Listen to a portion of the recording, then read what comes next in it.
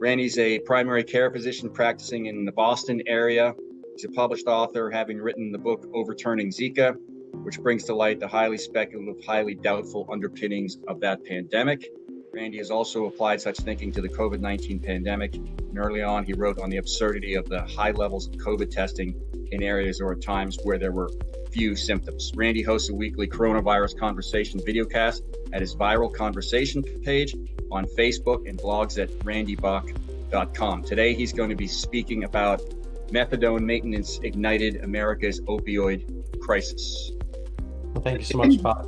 And Sure. I'm very happy to see everybody here and all the people out in the Twitter world and YouTube and so forth. By way of introduction, I had a long career in primary care. I ran my own office in kind of a blue collar suburb of Boston, and seeing all kinds of anything, blood pressure, diabetes, broken bones, car accidents, blah blah blah. And then in the mid 2000s, the United States passed a thing called DATA, which is I think the Drug Addiction Treatment Act, and the idea was to basically destigmatize narcotic treatment by way of getting people away from methadone clinics, which had become, possibly contrary to the mission of getting people off drugs. And this methadone is kind of a dopey version of heroin. It's got a slow acting, but it's still kind of got the same dopey effects. And when I say dopey, I mean narcotizing, slows you down, and makes you think slower. Has the same euphoria. And if there was a switch made to buprenorphine, which is actually called Suboxone, there was a combo thing. It's naloxone and buprenorphine, and buprenorphine rhymes with morphine, and as a congener, it's another opioid. Opiates, just for kind of like our glossary, opiate is something that's directly from opium, and opioid is a synthetic opiate. So that as far as functionality, they all pretty much are in the same boat. They work on what is kind of like cross eponymously called the endorphin system, which is kind of a backwards formulation, because it's the other way around. We have our pleasure axis in our brain, where we are guided by external hands to doing the right behavior. So mere selfishness would have us kind of hoard our own food and keep everything for ourselves. But we wind up wanting to have sex because it's orgasms, and then we have kids, and then we have to share, and we get pleasure from nice glances and nice words and so forth. So our pleasure system is oriented towards better behavior, and our reward is the bliss from this kind of endorphin axis. And the plants only come to mimic that. I mean, they evolved with us, presumably, and they want to be eaten and have their seeds spread. And so poppy seeds, as you probably well know, are tiny things. If you ever had a bagel or something like that, or certain other desserts.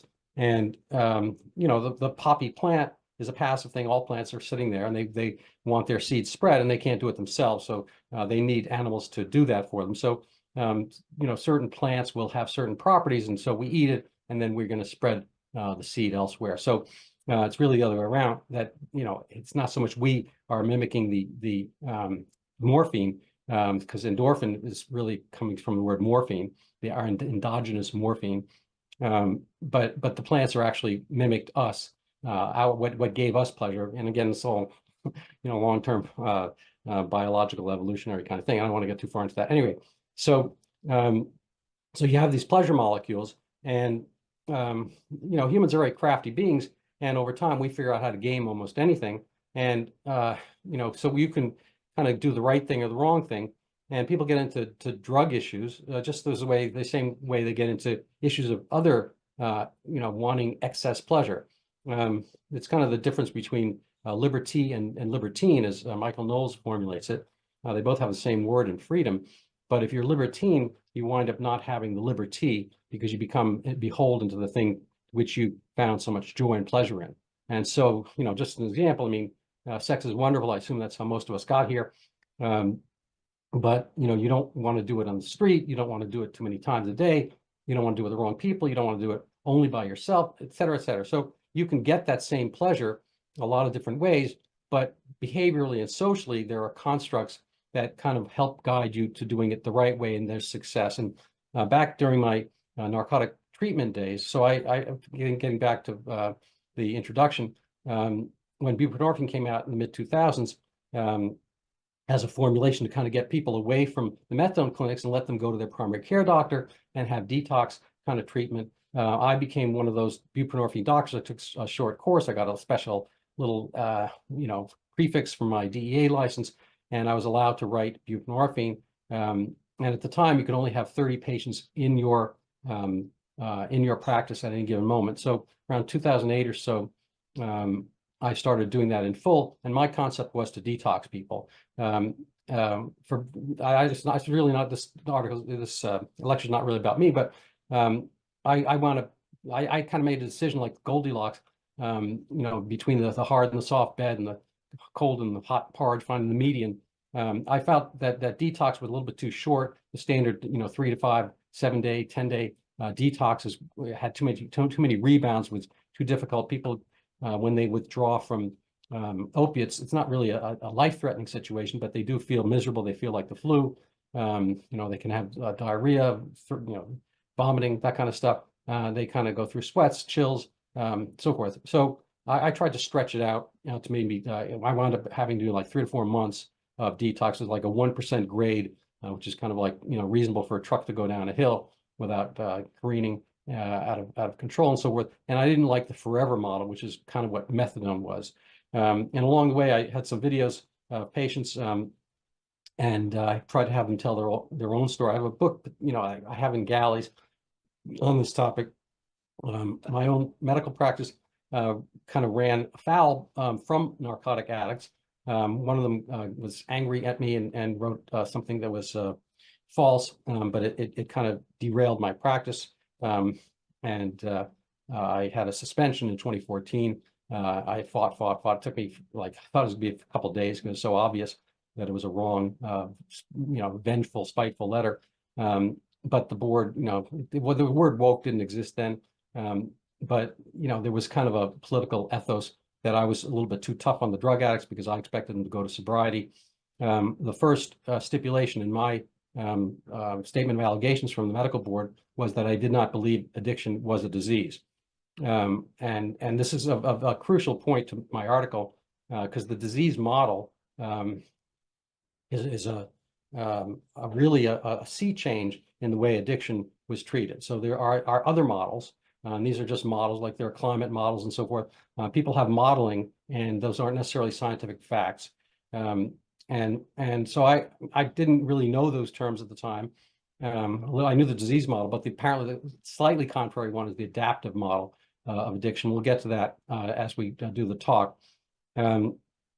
But this is in part and parcel, and use medical word, kind of endemic of the situation, that if you don't buy into, we saw this with COVID, if you don't buy into the narrative, you are expendable. And not only expendable, but you're to be expunged, expelled, and expiated, and excommunicated, and you are an ex-doctor at the time. So it's a situation that kind of, there's a little bit of soul and maybe animus as well in my lecture here. I hope I avoid some of that.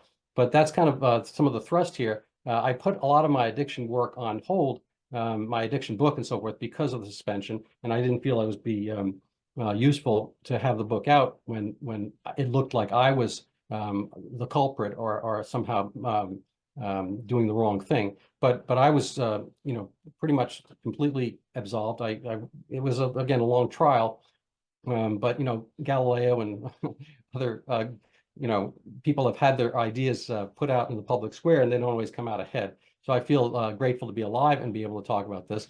But my medical practice at that time, my own practice, that disappeared, and I'm doing other things right now. And one of them is writing, and so one of them is to talk about this topic. Anyway, without further ado, I'm going to see if I can go to my magic slideshow here, and let's see how we do. Deaths of despair. And I've got to see if I can just kind of minimize this a little bit, move it over. There we go. So The boom times, we had kind of the longest kind of continuous period of prosperity. I call it the long boom.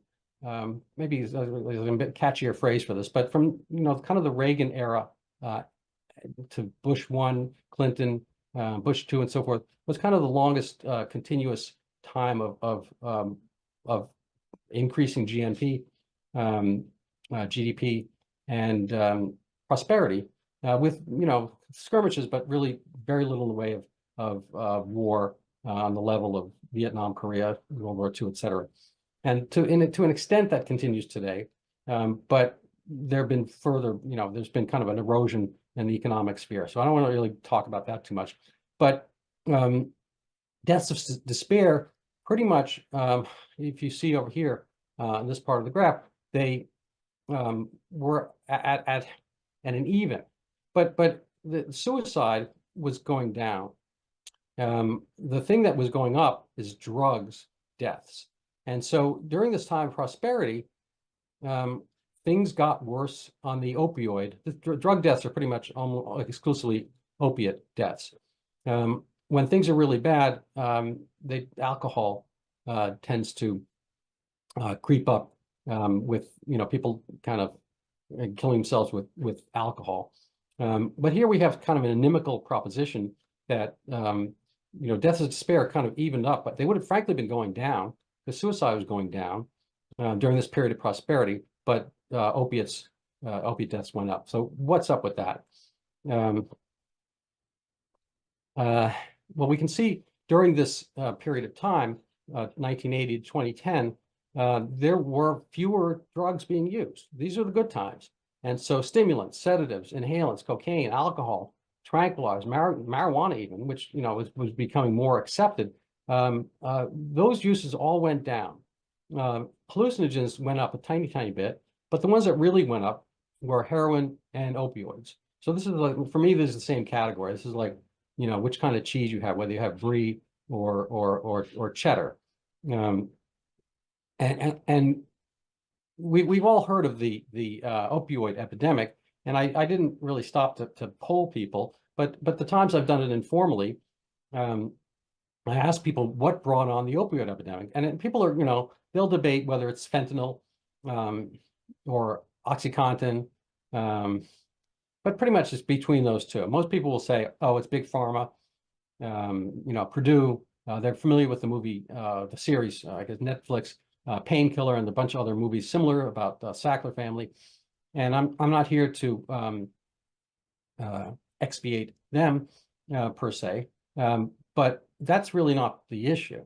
Fentanyl is its own crime in a sense. It's kind of a crime of disintegration. I think China is playing kind of not only a TikTok, but a social war of sorts. And you can, maybe put coronavirus the way it was kind of mischaracterized and kind of given the Hollywood type of treatment of people dropping dead in the streets and hazmat suits and all that kind of stuff. I think that was a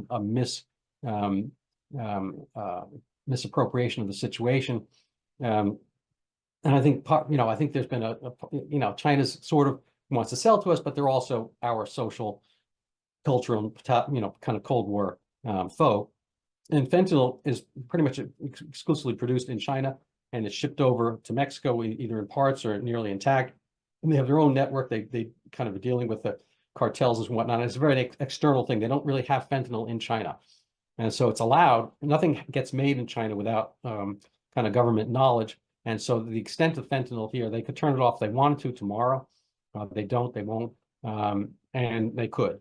But again, so if you go to this from the CDC, so if you look at their interpretation of the opioid epidemic, there's three waves: OxyContin, pure heroin at lower prices, and fentanyl. That's that. And I think this has recency bias. And I'm getting old enough to shed some of that. I put this exact same picture. You can see it here. I shrunk it a little bit. I squeezed it somewhat. You can see it here on the right. There's three waves of opioid overdose death. That's according to the CDC. But if you look at the big picture, you go back even to the old times of 1960. there was pretty much zero opioid usage in the country. When I say zero, there are about 35,000 addicts estimated from the methods at hand at the time, extrapolated across the country. Right now, there's 100 times that. There's 3 million, 6 million opioid users. The number is not precise. They don't all come in for a registry. But there's a first wave of opioid increase. This is the U.S. Drug overdose deaths. And again, these are almost exclusively opioid overdose. There really are very few overdoses from anything else. So this is pretty much opioids. And what you're seeing here is something that nobody talks about for the opioid epidemic. So this is the essence of my proposition, that this first wave came about, and what was it? What was up with that? This is a quote from 100 years ago, where cocaine was so. I can maybe go forward one point here. First, there were a fair number of heroin addicts, opioid addicts and heroin addicts in 100 years ago. This dropped pretty much to zero, as I mentioned, and then it increased drastically. Now, this is a kind of confusing chart because the general population was different. 100 years ago, I think there were maybe 150 million people in the country, and now we have more than doubled that number. So this is actually by per capita. This is kind of in accord with a big opioid problem. Let's say we make this line up per capita twice as high. So this would be kind of it would almost be like a U-shaped curve. We went from really high opioid usage to zero, back to high opioid usage. That's an interesting phenomenon that's not discussed in terms of the opioid epidemic. So just to go backwards a little bit. So this quote here talks about cocaine being used to treat morphine addiction. And he's saying at least this was substitution of, he didn't not grossly in favor, but at least it's substitution of one different toxin for another. It's a completely different case with heroin, which is merely diacetyl morphine. It doesn't. You're basically again, I'll bring this up further, but you're kind of treating a whiskey problem with vodka. So here's and I have this kind of red and green purposefully, like a stop sign. Abstinence, sobriety, opprobrium, which is a nice word for kind of shaming people and so forth. Nobody likes the word shaming, so I put opprobrium, which nobody will know. But on the other side, you have a change in the model. Now models, you can have all these climate models, doesn't really necessarily change the climate. But if you have a model for society and we are the experiment, yes, it can change us. We can see, just on the TikTok example I was mentioning about China, that China societally doesn't get it has a TikTok filter of what they'll show. They don't show the transgender thing. They don't show people piercing and drugging and whatnot. They don't show kind of societal deterioration, and they don't have that. I mean, I'm not saying it's a wonderful, wonderful place, because I think there's not liberty. So we have a lot of liberty, but again, this verges on libertine. So the model that you have for your society, when we are the experimentation, changes people. So we have destigmatization, we have the disease model, we have replacement narcotic, and we have maintenance. And what we've seen, when this was a literal change in the 1960s, in theory, from above, from the top to the bottom. Charles Murray writes this really well. There's a fabulous book called Coming Apart, where the elites themselves don't live the lives they propose and propound on others. If you go to his examples, he has a mythical town, Belmont. It's modeled on Belmont, Massachusetts, which is a leafy suburb, and the elites live there, the Harvard professors and whatnot. And for their own kids, don't drug, don't drink, don't tattoo, don't do this, don't do that. And they sit and study, and they become degreed academics like their parents.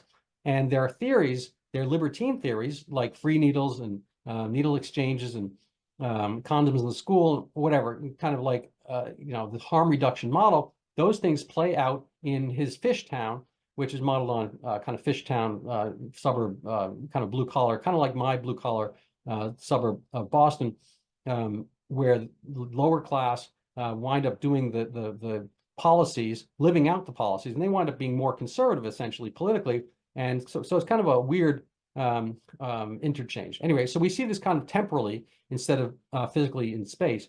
And what we've seen is, again, a huge change in our society based on going from the concept of one to the other.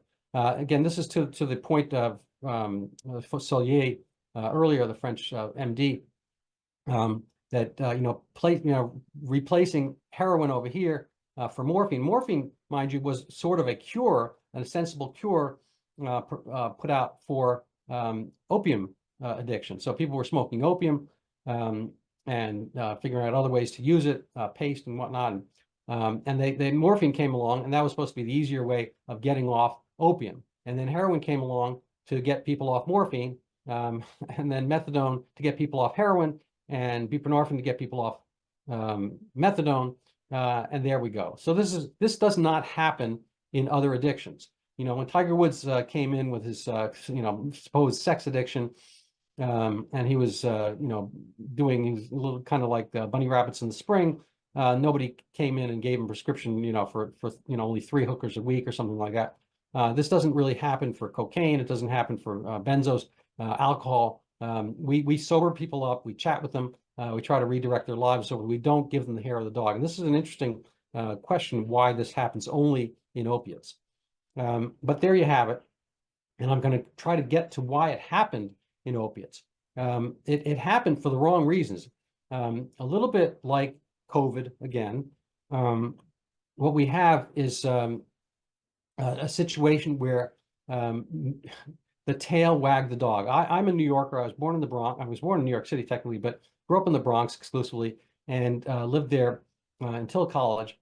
And I was a Yankee fan. I love New York, all things New York, et cetera, et cetera. And New York has had its ups and downs, and maybe downs again after some more recent ups. And so I kind of was my life there a lot was in the 1970s, and it was a rough and tumble place. And we see a little bit that again. People, the prodrome of the 70s were the 60s, and there was an increase in crime. We would kind of see it as minuscule today, because the 50s were halcyon days as far as crime goes and murder and whatnot. But there was an increase, and the increase had to do with narcotics. Recently, I'm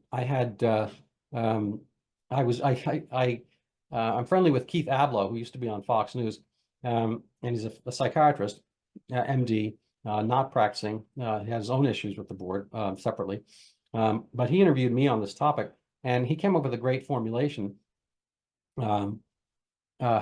So just to put the issue out there, New York City was having an increase in crime, and it was kind of a black on white thing. It was from the black, pretty much exclusively black neighbors of Harlem and Bedford Stuyvesant. That's where the heroin usage was.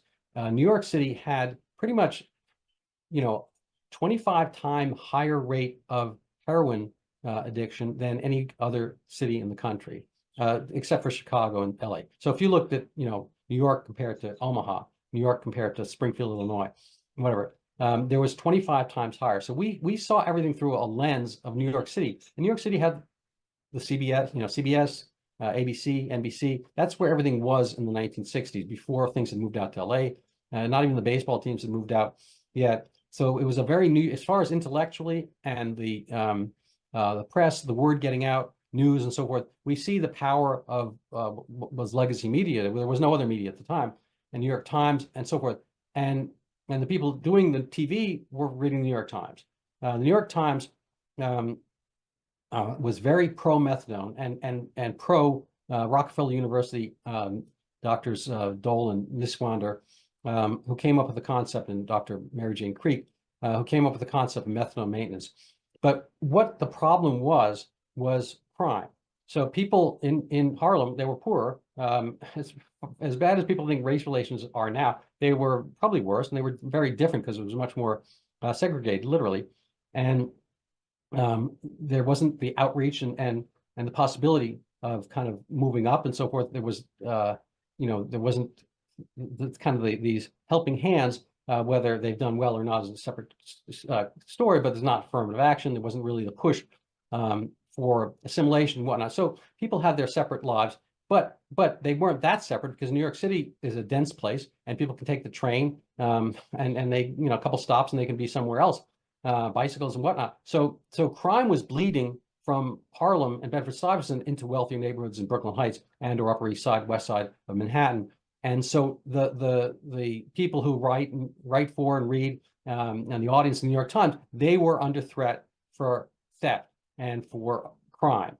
And so how did they deal with it? So getting back to Dr. Abloh, he came up with a nice formulation. He said, how they dealt with it was to throw methadone at it. They were addicted to heroin, and they said, you know what? We can't stop them from doing heroin because they are the other, essentially. We can't fix them. We can't talk with them. We can't deal with them. We can't, get them jobs or try to give them job training. We can't figure out how to deal with this problem socially. So we will throw methadone at it. We'll give them the drug that they're hunting for, and they'll stop bothering us. That's kind of the ethos of what it was. So his example was cupcakes. He said, if there was obesity issue and people were getting obese through cupcakes, eating cupcakes, and they couldn't afford these, exotic cupcakes and this and that, so they're stealing for it. What are we going to do? We're just going to give them cupcakes. This is not really dealing at the essence of the root of the problem. So I kind of like that cupcake formulation. So literally, this is in the New York Times, 1969, before methadone had become a big thing. And you can see it. Heroin will be given. Heroin users will be given methadone in a program to curb crime. So this is really the crux of the issue. This is right at the incidence. It was not to fix addiction. It was to curb crime. This is from the graphics are a little old looking here because they are actually old. This is from White, I think 1950. Actually, in the 1960s he wrote this. This might be from Ball, and actually this is from Ball and Chambers, who wrote about addiction at the time. In 1936, addicts, and there were far fewer of them, but it was kind of before the Great Reduction in the 40s and whatnot. They were mostly white. That's because that's where people, that was the composition in urban areas. So in 1966, this is, again, it's mostly a New York City problem, Chicago, Los Angeles, and a few other urban areas where heroin was able to filter in from abroad. It was more of a black problem. And this is from his William L. White's Heroin Addiction in the 1950s. The trend of heroin use in poor African-American, Latinos, Americans that had begun before World War II continued. It actually was in the same neighborhoods it had always been in, like basically Harlem and Bedford Stuyvesant, with poor neighborhoods, but who lived in those neighborhoods changed. And William Burroughs, the scion of the Burroughs typewriter fortune, and kind of a dissolute guy, but an interesting writer. And I wrote Naked Lunch, and he was part of the Beat generation, Jack Kerouac, and all that kind of stuff, a lot of drugs. And he shot his wife in the head, got away with it, said he was reenacting William Tell. That was enough, I guess, money, I don't know, who knows. But he once noted that basically heroin is a disease of exposure. So, when people call heroin use or opiate addiction a disease, it's different from something that's innate, like diabetes or a cancer or something like that. This happens only if you are exposed to it. So he was pointing out in the 60s, and then later, this is we mentioned this in an Esquire magazine, I think in the early 2000s, that, certain countries don't have heroin addiction. Afghanistan might, Iran does. They don't have alcohol, and other places, were the converse. They had alcohol and they didn't have heroin. So people will have addiction issues, but they don't necessarily have heroin problems or opiate problems per se. You need that stuff to, you kind of need the match to strike, or the flint, whatever. You need them both together. So this is again from an older book, and they actually looked at Lexington. With Lexington, Lexington Hospital in New York City and Fort Worth, Texas. And so this differs from the U.S. Census in 1960. This is the population mix in the country. And this is mostly, these are non-South and South whites, and then other minorities. But the minorities, Puerto Ricans, not in Fort Worth, but they were in New York City, represented a large fraction of the heroin usage. and blacks, whether from the South or not, and whites were a smaller fraction, certainly much less than their population would dictate. So this is what happened once. Kind of like this. I'm maybe making it a little bit more confusing than it has to be, but basically, the crime issue that brought about methadone was right in the 1960s. My screen's a little bit obscured, so I can't see the dates per se. Oops, sorry about that. But basically, through the era of opprobrium and abstinence and so forth, there were very little crime. This is 1 murder a day level. And once methadone became unleashed, oh, here's 1965. I'm sorry, I have the dates on the top. That makes it easier. Once 1965 came along, this is what brought about methadone.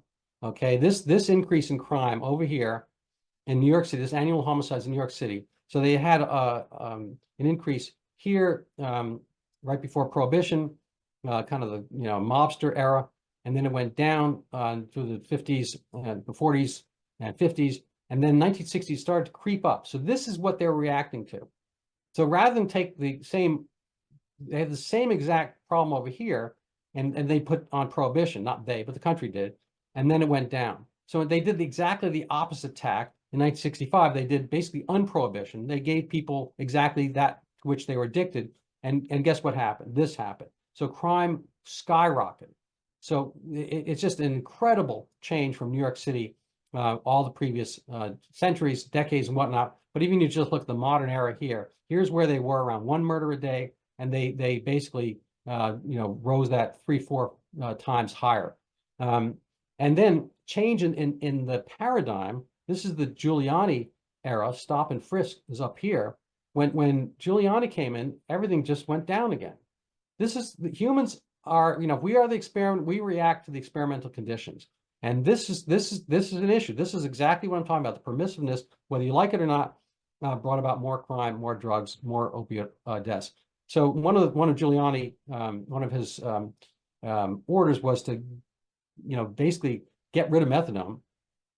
He was not successful. He had a lot of pushback. You can see, again, from COVID, anybody who stands out like this, if you didn't want to do masking, basically you kind of get spit out. He didn't get spit out, but all his policies, there was an embedded bureaucracy that did not let this happen. And so did methadone actually stop the crime? So the New York City Crime Index, no, it did not, basically, short answer. Through the 1670s, we saw from the previous chart with homicide, but it did not stop crime in general. And so again, they were dealing with this little blip over here. And if they looked at it historically, contextually, they would not have seen, that this is the right path. But after the Gun Institute, I guess again, I have my camera in front of this. It's a little bit difficult for me to see, but so here are the 60s. They had, kind of a weathering. 1970s when methadone really came into existence and started taking off, and the greater use of methadone increased or coincided with the increase of crime. I'm not saying it's cause and effect. So there were people against this. In 1970, Robert Baird of Harlem's Haven helped addicts voluntarily end narcotics. Saw that methadone was really no different. There was no major benefit. It's kind of like channeling Paul Solier from that first slide from 100 years prior, well, from 70 years, 60, 70 years prior, where basically you're giving people a narcotic, and it's, they're going to be addicted to that, and it's nothing new for them. The kids in 1945 used to call them dollies. That's for Dolafin, which is the alternate medical name for methadone. It's the same thing, methadone, Dolafin. And so basically, again, you're kind of throwing vodka at a whiskey problem. Getting back to Giuliani, I probably never leave him, but crime in New York, vastly dropped, and it went underneath the national. Here's New York City in red, so it went underneath the national crime rate under Giuliani tenure in office. So methadone didn't fix Harlem, it spread the despair. And so here's a quote on capitalism from Winston Churchill: "The inherent vice of capitalism is the unequal sharing of blessing. the inherent virtue of socialism is the equal sharing of miseries. So this actually applies not so much for capitalism here, but for heroin. Heroin usage was pretty much an inner city, poor neighborhood problem. And again, it's not really a black problem because there was in white neighborhoods that had the same heroin problem in the 1930s and so forth. But those neighborhoods happen to be black in Puerto Rico and New York City, and similar in Chicago. But Mexican and black in Fort Worth. And it wasn't the color of your skin or your ethnicity; it's the poverty, the misery. And we'll speak to this when we talk about the adaptive model of addiction, which is that people adapt to their circumstances. They're really miserable. They try to find some escape. And he's the inventor of Rat Park, if you ever heard of that experiment.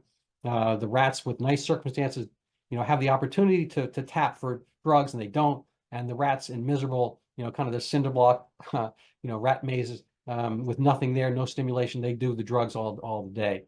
So this is a tricky chart, but I want people to take a sense of it because I find this one amazing. This is from JAMA Psychiatry, and I can't read the year, but it's obviously after the 2010s. So this talks about non-white versus white, and the non-white in this case, pretty much black, usage of opioid addiction by race. So, mind you, in 1960, the total U.S. population was 89% white. 1960s non-white rate was 7 times the white. So this is the total sample percentage of people using heroin, and whites and non-whites pretty much were the same. Non-whites are slightly fewer, but what's missing here is the fraction. The rate of non-whites usage was 7 times higher because they should really have been down here at 11%, and white should be at 89% with equal use amongst everybody. So this is what happens over time. So we get to a spread. This is speaking to Churchill's point. So the inherent vice of early heroin usage was the unequal sharing of blessings, well, if you want to call them blessings or whatever, and the misery of the virtue of socialism is the equal sharing of miseries. So what we did was basically we didn't get the heroin use rate of non-whites to improve. It only winds up being exactly proportional to the population rate, and ditto for the whites. So basically, the black problem generalized out to the white population. So this may look, well, now it's great. We have equality, so forth. But again, it's really almost specifically spot on with Churchill's quote when you change out the words for heroin. So this is a little busy slide. I'm not going to really spend time on it. But from on top, again, a little bit like COVID, there were federal rules and regulations that happened that changed things. And Nixon, he went along with this. In 1971, the FDA changed the classification because a lot of people wanted to keep people on methadone, and they wanted to treat women pregnant and whatnot. They changed the classification and basically made it a little bit like, again, you want to analogize a little bit like, EUA for vaccines. They took away some of the prohibitions and they had more of it. So they loosened the policy under the guise of accessibility because ostensibly, addiction is a disease that needs ongoing treatment. This is, again, the disease model. The disease model changed everything, and they made this into a medical treatment like insulin for diabetes. And before that, it had been seen as people having an addiction, they need to get off and they need to be treated to sobriety. And this basically, these rules change it to being just treated for treatment. We don't ever want to sober anybody up off of insulin. If they're type 1 diabetic, you can't sober them to non-diabetes by taking away their insulin. That doesn't work. You kill them. And so this is analogized oftentimes in the 1970s by physicians in the methadone world to opiate treatment, diabetes and opiate addiction. They see it as very similar situations. As a result, the number of methadone quote unquote clients rose, and numbers were hard for me to find. I'm sure a deeper researcher could find. I found some data points, and some of these are extrapolated. So this is pretty much what it is. I can't speak to the parts with fewer dots. This is despite methadone itself being a killer. It's an opiate, and like I showed you chemically, it's almost the same stuff. The comparison I use, if you have a cup of coffee and you want to sweeten it. You put sugar in it, it sweetens right away. You can drink it. If you put molasses in it, you drink it right away. It's not going to be sweet. You have to wait and stir and get the whole molasses, integrated into the coffee, and then it will be sweet.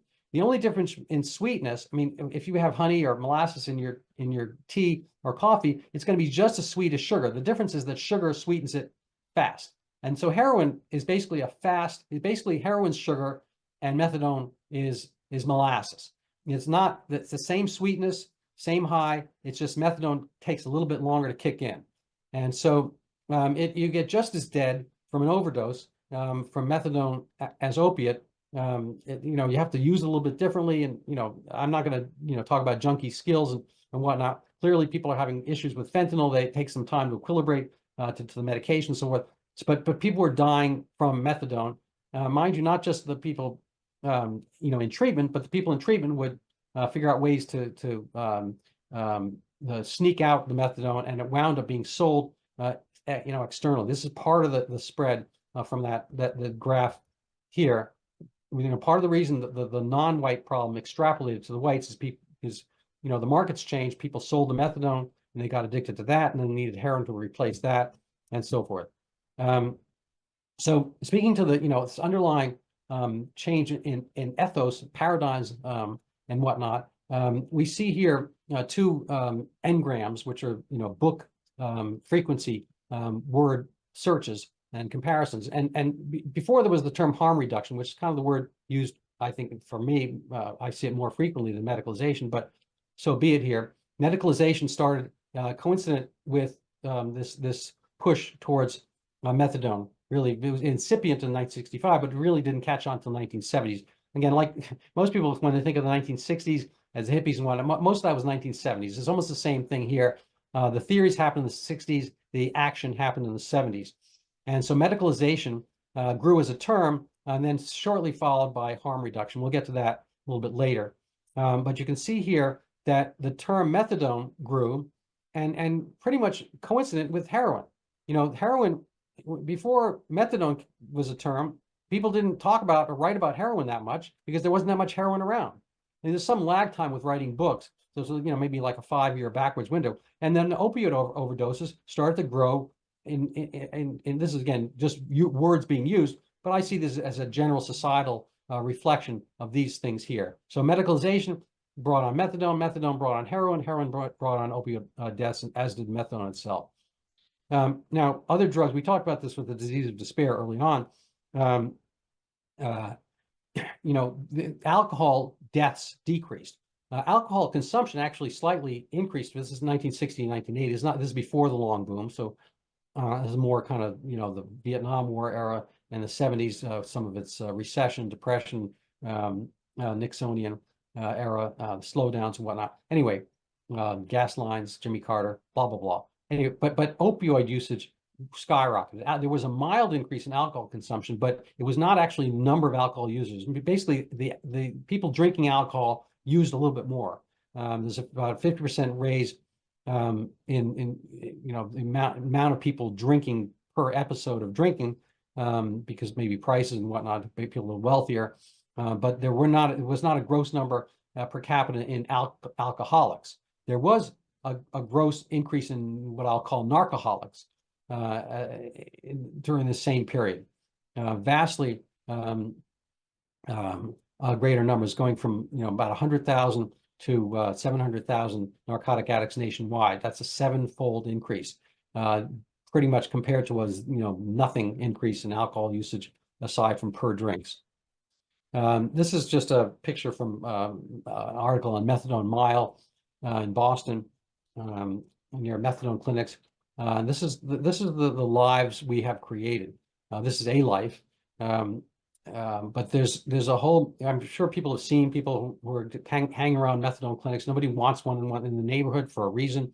There's just a lot of people kind of, they're so doped up for so long, and they're just kind of lying there I mean, it looks like agony, but they're sort of blissful on the inside. They're just externally, they're not helping themselves. It's kind of like, again, the short circuiting of the pleasure ability I mentioned earlier on, that we are crafty animals, but sometimes not to our own benefit.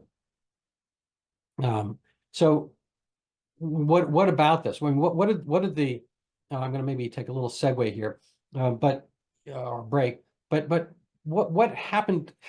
You know, we basically, you know, at a certain point, there was something called government cheese. I don't know if anyone ever saw it, but government cheese was brought to neighborhoods where there was poverty, and the idea was huge blocks of American cheese, unsliced, and people would have that. And I don't really know what the market surrounding that was, but I assumed that places where government cheese got shipped off, that people didn't eat these huge blocks of cheese. They cut it up. They sold it. You can see what's happening with Hamas when the food shipments come. You know, that doesn't necessarily get distributed to the people. It winds up going to those in charge, and they have a network. You can call it a military, a cabal, gangs, whatever you want to call it, and they distribute it to themselves and for their own methods, and they wind up, you know, dealing with it how they will and selling it and so forth. They wind up, you know, redounds to their own benefit. And so to this point, when we invented methadone as a free narcotic to be handed out, we poured a lot of opiate into the system. Now, if we'd done this with, again, vodka, if we all of a sudden had a free vodka system, bartenders would not necessarily have gone out of business. They would have had to change their prices. If every time they release the government reserve of you know, petroleum or whatever, the gas prices go down temporarily. You'll probably see it during this election cycle. We have you know, petroleum reserves, and everybody nervous about the election, they somehow find an emergency, release the petroleum reserves, and the prices, you know, stay stable or decrease. And everyone's like, oh my God, things are great at the pump. They're doing their summer driving, so forth. So markets react. And so the creation of government cheese, of free heroin via methadone, free opiate, basically influenced the marketplace. The drug dealers didn't become real estate agents. They didn't suddenly say, oh my God, what am I going to do? I've been selling heroin. What am I going to do now? You know what? I'll become, you know, an accountant. You know, I'll do this. I mean, their lives were geared. They have networks. They have connections. They might have a habit themselves. They're going to be they're still going to be dealt the heroin to themselves, and they're going to find a place for it. You can think of Tony Soprano or whatever. They're not going to be convinced to leave crime just because things got tougher. They're going to change their market, and they're going to do things a little bit differently. So this is effectively what happened. The dealers wound up changing zones, and they changed age. So here, heroin use is skyrocketing amongst middle-class suburban teens, and the mean age of heroin usage went down. So these dealers adapted. And not only that, but everybody along the distribution network, they're still working on efficiencies, shipping, cultivating, whatnot. Everything got better with better technology, better shipping routes, and so forth. Airfares, everything economically improved during this period, and why not heroin? And so we see this actually in heroin retail prices, 1990 to 2006. The number of methadone clients from that previous graph you saw is kind of it's layered on top here. Basically, the number of methadone, I'm not saying, I can't say this is cause and effect, but these two things happen simultaneously. As we keep adding more methadone, we keep adding more methadone to the brew, heroin prices go down. I personally don't think this is a coincidence. I think this is heroin having to work harder to make the sale and getting people on the stuff, and then they work by volume. And this is a very busy chart. So I'll try to explain it. There's a thing in this harm reduction world called, I touched the thing, it goes, called the opioid gap. And they see this, the treatment world, and pretty much the treatment world has its own marketplace where they make money keeping people on replacement opioids. They see the gap that there's not there. They need more treatment so that that they will, I guess, help everybody who is in search of opiates find their opiate. Again, we don't do this for alcohol. We don't help people in search of whiskey find vodka. We don't do it for people who are looking for cocaine. We don't do it for hallucinogens. We don't do it for other drugs. We don't give them the drug, except with this. And we don't, and not, mind you, not every country does either. But we've decided to do this. And so here's the methadone census on this graph. The previous one looked pretty high. and it's still going up, but this is from the 2000s, where it's a little bit leveled off because we added buprenorphine to the mix. And so what do I write here? Adding buprenorphine to the narcotic replacement treatment mix only marginally diminished the, untreated, what they call the untreated gap, but did bring about a greater number of opioid users. So we've added buprenorphine to the mix, and the user capacity increased here. And so the total number of treated addicts goes here. So the gap has decreased a little bit, but the usage overall keeps outpacing this treatment. So we are it's a dog chasing his tail. The more replacement drug we get, the more people we get addicted to the drug theoretically we are replacing, because we've given the taste of it and we don't detox people. Anytime somebody misses a dose at buprenorphine clinic or methadone clinic, they go traveling, or they lose their dose, or somebody gets stolen, or they sell it, whatever, they go out on the market and they find some. So the market coexists with the treatment market. And the more we increase the treatment market, the more we increase the general market. Again, the dealers, the drug dealers, heroin dealers, the criminal element, if it's organized crime, they're still organized, they're still criminals.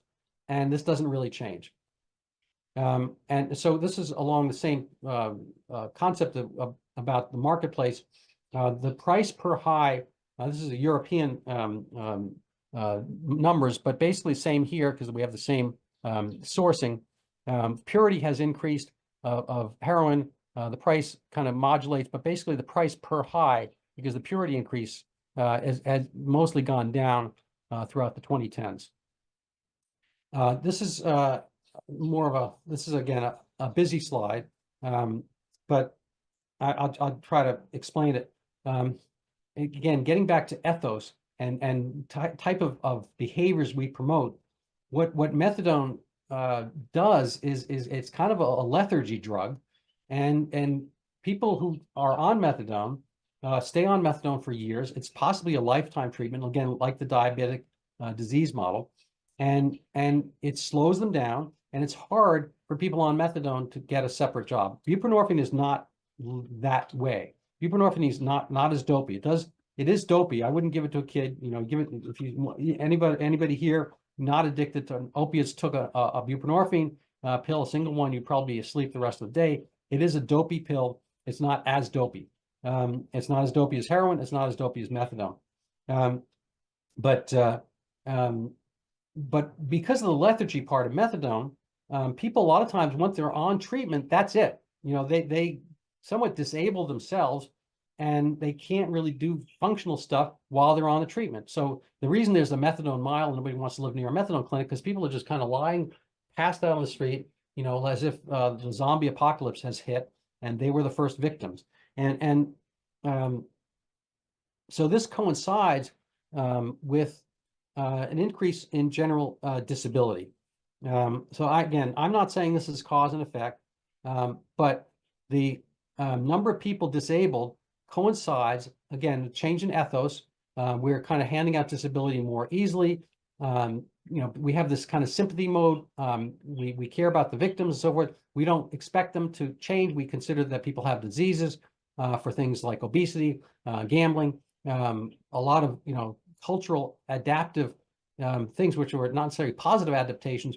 We don't think people can get rid of them. We call them brain changes and whatnot. The previous era would not necessarily put up with this stuff, and as a result, we have higher numbers of SSDI. This is permanent, quasi-permanent Medicare level disabled workers, and this taps into the Social Security fund. I'm not going to go into Al Gore's lockbox and whatnot, but it's not locked. It's not a box, and the numbers increased. You pay for it one way or another. So let's move on here. We could probably skip over this. This is buprenorphine has gone up, and as it's gone up, the dose per day has also gone up. So if this is a disease, somehow, if you look at the gross level per day per capita of insulin by diabetics, it doesn't really change that much. So it's kind of a standard use. The standard level of treatment for penicillin, or antibiotic for pneumonia doesn't really change that much. The dosing levels don't change that much, except with opiates, and it keeps going up.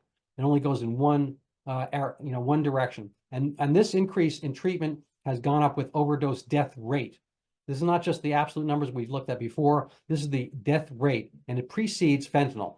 And it did go up in the 70s. I guess it tapered here through the 80s, but then it started increasing with the greater number of methadone users, and kind of bleeding back towards heroin users and whatnot. So what is the disease model? Well, this kind of came out of thin air a little bit. Rockefeller University, it's in New York City, East Side. And this is a married couple, Vincent Dole and Marie Niswander, along with Mary Jean Creek. And their vision became known as the metabolic theory. And they don't really have an answer to it, but they're basically making a disease as metabolic imbalance by traumatic development, environmental experiences, some combination of factors, blah, blah, blah, metabolic. They don't know which the metabolic thing is. They don't know what the metabolism is. But basically, you're on drugs and things are bad for you. I don't argue this point that things are bad for you. And you do have something like an illness when you withdraw from it. But this is not any different from, grief. If you're married 30 years and God forbid your spouse dies, you're going to be miserable. You'll probably be throwing up, feeling horrible. We have, when we, when getting back to our friend Tiger Woods, when he was found out by his wife and he hit by the golf club, and he was exposed and he was shamed. His golf game disappeared. He couldn't win anything for years, and his whole career arc changed. And it's misery. I don't think misery doesn't exist. I just don't think misery happens to be a disease. He has learned, I think, to a certain extent from his problem. And if you have, the only good part about misery is you learn stuff and you try to avoid the factors that brought you that. And what we've done here is we've kind of taken away the learning ability for people. So here's to the point about diabetes. These are physicians in the 1970s.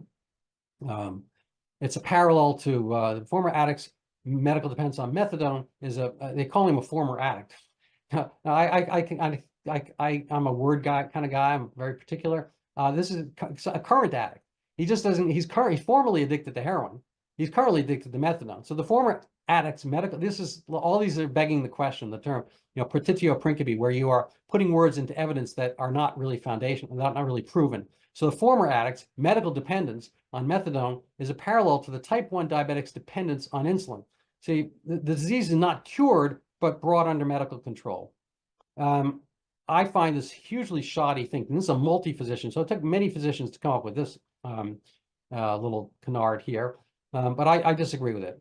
Methadone can't give you a job, can't make you literate, but for healing the medical symptoms of heroin addiction, methadone equates with what insulin is for diabetics. Now, this is a little bit milder.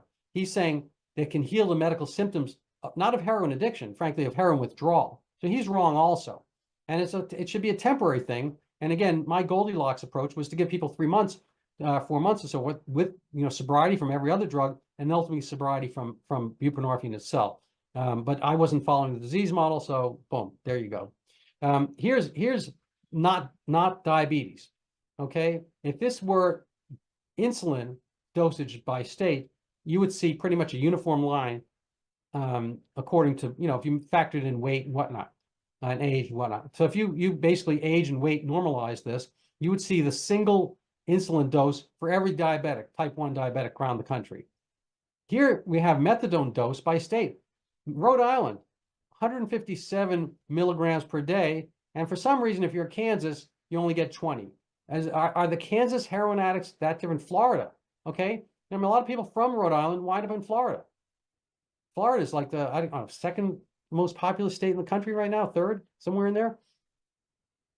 So what's going on here? Are their addicts so different? I mean, their population is hugely diverse, probably no more or less than Delaware, Rhode Island, Connecticut, Maryland, Massachusetts, and yet their dose is a sixth of Rhode Island's. And I don't know, you tell me why Missouri, South Dakota, Mississippi. I mean, I think this has to Texas. Down here, it's again, two of our 3 most populous states, Texas, Florida, and even California, have methadone doses that are a fraction of the Northeast.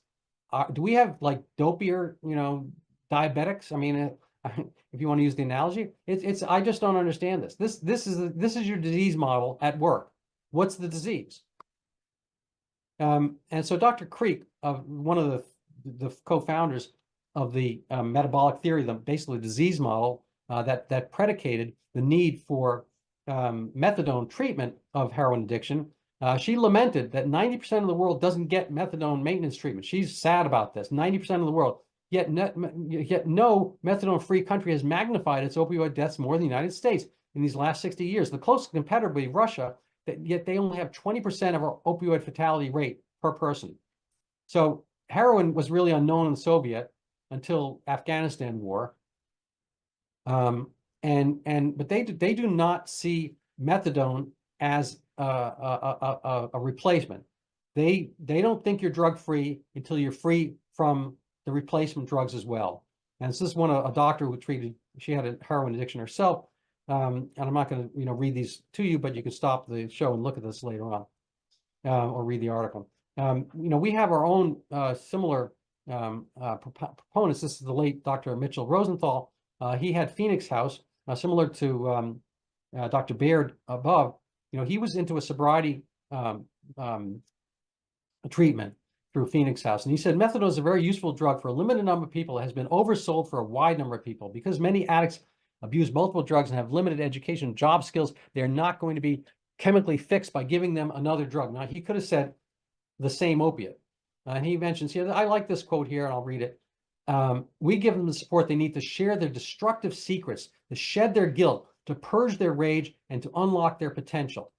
And I think this is just a hugely deep quote. It is not easy. As that guy who treated narcotic addicts for nearly a decade, it's not easy. I think that there's a fair amount of what I'll call underparenting in the world, but in particular through certain populations. We look at prisons, the rate of having prisoners coming from two continually married parents is very, very low. It's much lower in the general population. For men, not having a dad at home is I think a force multiplier of 10 to 15 or 20 times more likely to do violent crime. And men do most of your crime out there. Men probably predominate in narcotic addiction. And there's a lot of angst. There's a lot of stuff going on. There's a lot of fire and brimstone in their lives, and they have issues. They have not put their lives together. If they did, they wouldn't be doing the drugs. And when they do get their lives together, they're much less likely to do the drugs.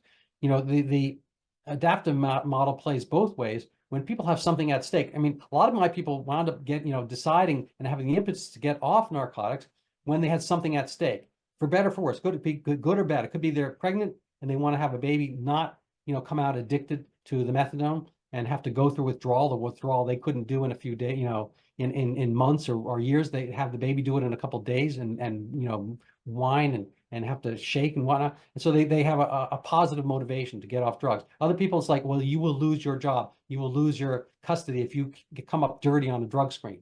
So whatever the motivation is, or you might go back to prison, you might be on probation. Whatever the motivation is, when people have something honest on their scaffolding where they have to climb a certain way or stay at a certain level, they stay off drugs. So be it. That's life. There's no life without tension. And along the way, they have their grief, they have their issues, they have their struggles. And it's just so much harder to spend time, and it's more emotionally draining to spend time and deal with this. But only when you do will you get rid of these demons. You can argue whether demons are real, but I think they can be generalized into this situation as something that is, say, more real than some of the things we worry about today. And so I'm just going to read this quote one more time. We give them the support, and it's not just doctors doing it. They need to share their destructive secrets, to shed their guilt, to purge their rage, and to unlock their potential. Now, it doesn't mean they're all going to become physicians, lawyers and whatnot, but they can become the best version of themselves. This is what everybody wants. This is what is on track. And I'm going to come to this later about the inimical, odd, basically underreported opium reversal under the Trump era. So here's, we're kind of rounding the hour or more. And this is Professor Bruce Alexander. He's retired, but this is an adaptive model. And some of the elements I've mentioned here: faulty upbringing. Tough phrase. Maybe all of us had faulty upbringing, but it's a matter of scale. Environmental inadequacy. He's not talking about the climate. He's talking about your household. with the things you do, your social milieu, genetic unfitness, I don't know, integration failure, economic dependence, family breakdown, self-hate, depression, aggressiveness, selfishness. These are not, I mean, these are bad things. They're not diseases. And what happens is we wind up with a problem. We wind up with a substitute adaptation, addiction to illicit drugs or illicit drugs. You know, methadone is technically illicit, gambling, food, sex, you know, criminality, whatever. You get the idea. So this is Blaise Pascal, who was a great mathematician and also a theologian. I'm not going to read the whole quote, but basically, what else? He's talking about God, but what else does this craving and this helplessness proclaim? That there was once in man a true happiness, of which all that now remains is the empty print and trace. And then, basically, in vain, he tries to fill with everything around him in materialism, and it's not that. There's something else that people need to find and fill themselves with. And AA is basically a religion by other name, and NA is basically a mimicry of that, where they have to find that power. And people, for better or for worse, whatever your divine aspirations or ideas are, they have, I forget who called it, a God-sized hole in their heart. And how they fill it, they can fill it with one thing or another. It might have been Chesterton, I'm not sure. Anyway, this is Bruce Alexander's empirical and theoretical adaptive model. This is, what year is this? 1990. This got a little spring in its step, but not that much. If you compare, again, the Ngram book citations and whatnot, there's a little blip down here, the adaptive model, but it's nothing compared to what has been the disease model of addiction. This is kind of the you know, this is the bien pensant, the, you know, great thinking, the well thought people of our day, the good thinkers. This is their model, and you go outside of this and you will have issues, as I've mentioned. So this is just, you know, how many hits you get on Google. Basically, the disease model has won. So what is the adaptive model? How does it play out? People can stop and read this later. But basically, addiction arises in fragmented societies because people use it as a way of adapting to extreme social dislocation. And unless you deal with that, and basically, if you don't have consequences for people, you have issues. And the late Michael Gerson, who wrote for Bush 1, said, you know, he has a phrase called the soft bigotry of low expectations. So if you somehow think that you're going to help people, like the cupcake example, you know, you love them, but it's basically a soft bigotry of low expectation. You don't expect that they can do what you can do. So we see this with changing, you know, having kind of different racial expectations for get into college or to pass on certain tests. The NBA doesn't do this. You know, the NHL doesn't do this. You either can or can't skate. You either can or can't shoot and guard. And there's no dispensation by race for certain people. You know, white men can't jump, perhaps. I don't know. I mean, there might be some base in that, but there's no dispensation to get a certain amount of white guys who can't jump on the team. We have had kind of this, so there's really, you know, no bigotry in a sense on those sports. And, you know, people will argue that point, but as far as getting on a team, it's basically a matter of skill. We have kind of the soft bigotry. And the methadone maintenance experiment came from this concept that those others in Harlem at the time, principally Black, would not be able to get off drugs such as people had been doing for the decades prior. Again, 30,000 heroin addicts extrapolated in the country in 1960, 1950, almost the same number, 1940, same number. It had been basically at zero. And because New York City, again, the bien pensant, the good thinking crowd, all in agreement, decided that those Blacks in Harlem, or those people in Harlem and Bedford Stuyvesant, could not possibly do the things that people had done the prior decades of abstinence and of expectation, go to work and whatnot, and have to deal with their drugs and issues and go through the kind of the perils of detoxing and whatnot through a reasonable length of time and or treatment and or positive reinforcement. They foist upon a different model, which plagues us to this date. So let's see, my closing is pretty much about that. Let's see if I have any other fabulous insights here, if any. Oh yeah, I mentioned the Trump pause in opioid overdose deaths. That's over here. Almost never, I'm sure nobody here ever heard of this. almost got effectively zero coverage in the press. I give the New York Times one prop for having covered it. The COVID despair brought a huge increase in both opioid death rate and unemployment. Those go hand in hand. The unemployment rate dropping under Trump, this may not seem that much from the Obama era, but it was up to 10% under Obama. The people on the margins, this percentage over here, the people who go from being unemployed to employed under the Trump era, those are not your accountants and lawyers and whatnot. Those are the line workers, fast food, this kind of stuff. The people who have that job to go to, expectation may not be, writing the great American novel, but for them it's certainly novel, and it is great, and it's American to wind up. So what we're talking about here is dropping the unemployment rate and giving people hope, and getting people back to work in blue collar jobs. Changed the OxyContin profile, so they didn't go to those drugs. The adaptive model works. They adapted to having better circumstances, and they didn't need to adapt to bad circumstances by doing drugs. So this happened during Trump, and I don't think Trump had an anti-drug initiative per se. It certainly wasn't,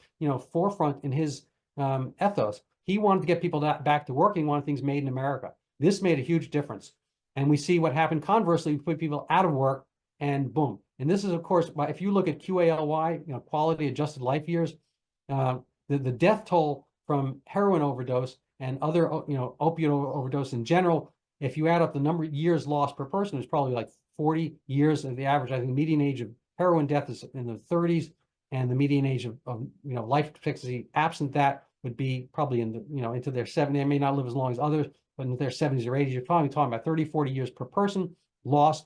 And you take 40 times the number, the excess opioid deaths, which I think in the 30 to 40,000, and you have a pretty big number, numbering in the million life years. And I think that dwarfs, or at least exceeds, the COVID QALY, quality adjusted life year deaths, because those are mostly elderly, and half were probably nursing home level with maybe only a year to live otherwise. So this is one New York Times noting of this, but I don't think it was prominent. Certainly was not buoyed and passed around in the general press or news very much at all. Probably the first time most people have ever seen this. So in closing, here's my article. You can go find it on Brownstone.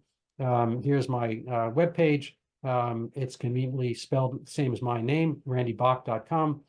I have a lot of interesting guests. If you have any suggestions for me, I'm happy to put them in. I'm mostly not on Facebook these days, mostly on Twitter.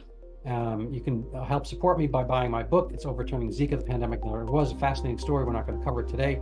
And this is me on Twitter. That's pretty much it.